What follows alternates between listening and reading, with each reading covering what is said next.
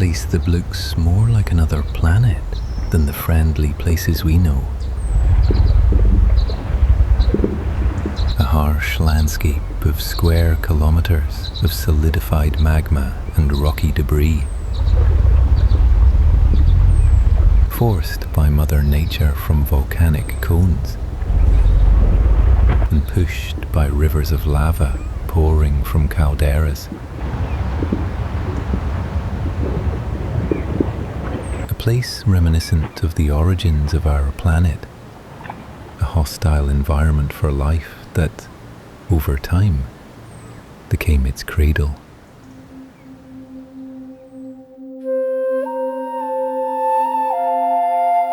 White sandy beaches stand out among the lava fields.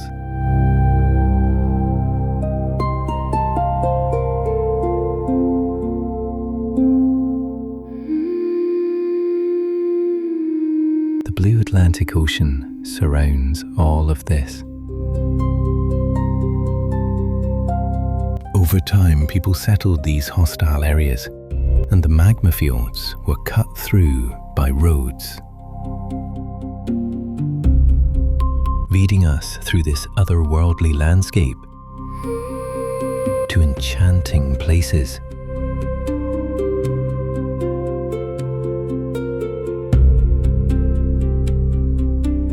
We pass vineyards planted on volcanic slopes and cross the Timanfaya National Park.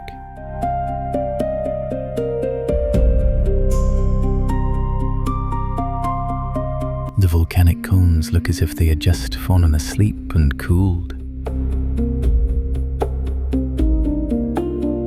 Some volcanoes, like this one, El Golfo, formed on the shore, and after becoming dormant, ocean waves leveled part of their caldera and forced their way in.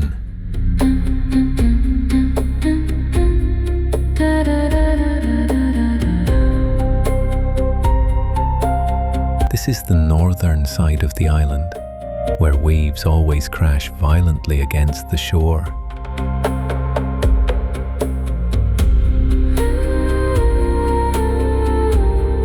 A Portuguese man-o-war unfortunately drifted into this area with the current and washed ashore. Meanwhile, in the southern part of the island, the climate is conducive to relaxation and laziness. However, we'll head west to Playa Blanca, where we'll dive with large schools of fish at Playa Flamingo.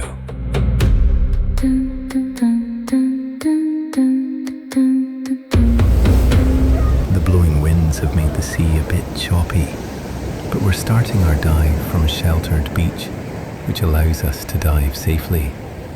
However, the waves affect underwater visibility, so we'll see what awaits us below the surface. A few meters underwater, it feels like being in a washing machine, with waves tossing us back and forth.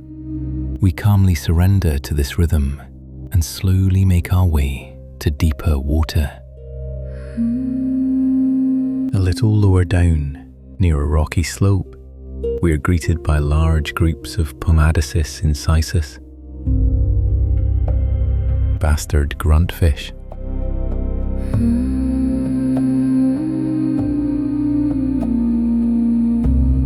They feel safe near the rocks, sheltered from waves and predators.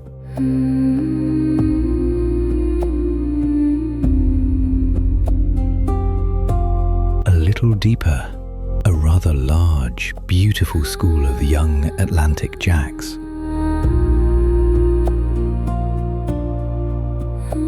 They feel safe and calm in the school, and being among them is mesmerizing.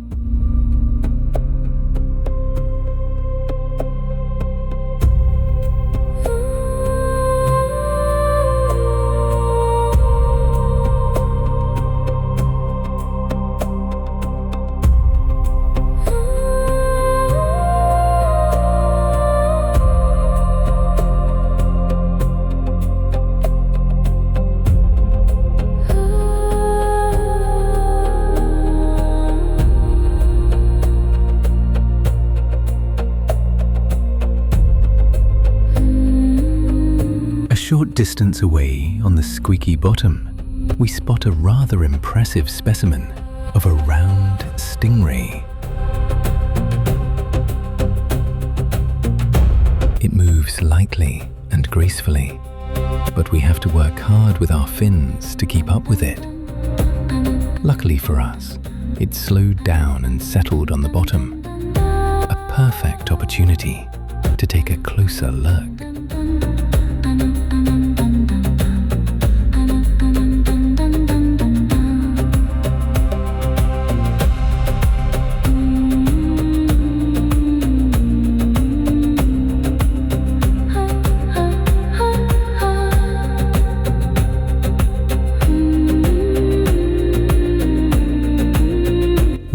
To the rocky outcrop, passing a small school of Moroccan white bream along the way. We also encounter another large round stingray.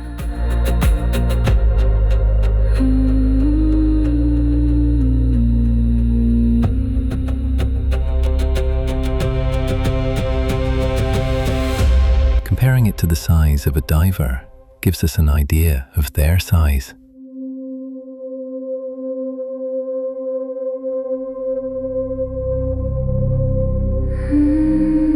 Large schools of fish attract the attention of predators. During our dive, we were graced by the presence of an angel shark, Squatina scotina.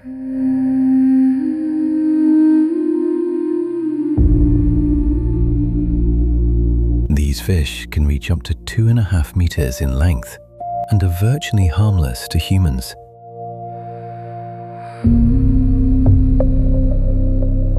Although attacks have been reported, likely caused by the mirror effect in divers' cameras. Individuals perceive them as a rival in their territory and attempt to chase them away. However, these incidents are very rare.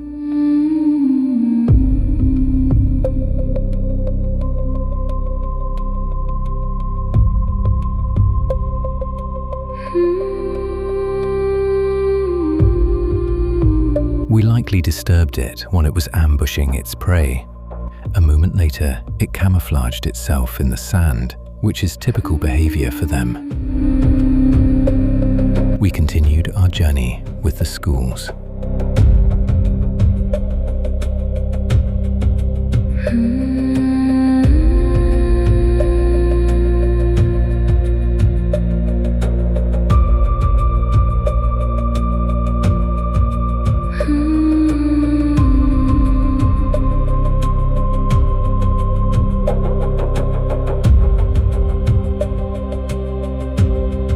Return to the surface. On the way back, in shallower water, I have the opportunity to catch 2 more popular species.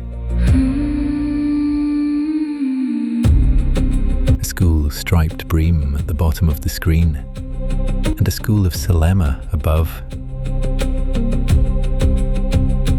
Here, a small school of Selema.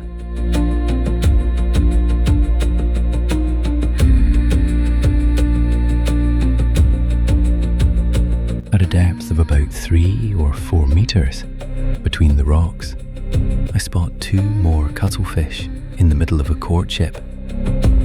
They're very interesting animals. We won't disturb them for long. This is what diving at Playa Flamingo is like. It always surprises with the number of species. It's amazing how much marine life these seemingly inhospitable yet beautiful islands have.